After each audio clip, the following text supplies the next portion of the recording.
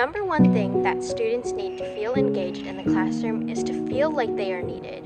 We need to feel like our ideas are an integral part of the curriculum. I think when you have something and you take something that's really applicable to their lives or a specific interest of theirs, I feel like then they start to become actually more engaged into the classroom because they're learning something that they're like, wow, I could see myself using this in the future, and I also find it really interesting. In these classes, I was also treated like an adult. There were no training wheels and no busy work. It felt like each assignment, class discussion, or required reading had a very clear and targeted purpose, which brought us closer to the end goal of the class. In some of the most interesting classes that I've been in, we've had room to make mistakes and still do well, which seemed to shift the focus of the class from getting good grades to actually understanding the subject material. I think it's very important for teachers to make classes less about the tests and the grades and more about the discussions and interactions we're having with our peers.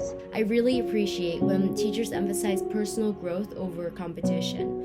It creates a more supportive learning environment by focusing on learning itself and alleviates the pressure of getting into a top-tier college or having a perfect GPA.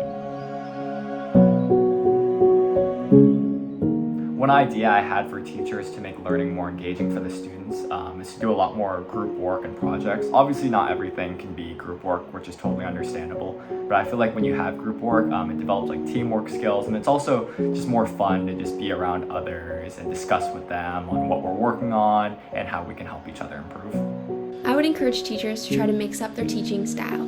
No student is going to be able to stay fully focused for long lectures, and so in order to make class a little more fun and engaging, switching up class time with projects, labs, group work discussions, or even some games related to the subject will make class time easier for the students and the teachers. Every Friday, have students anonymously submit feedback through a digital platform or a physical suggestion box. They can share their thoughts on recent lessons, assignments, or general classroom dynamics.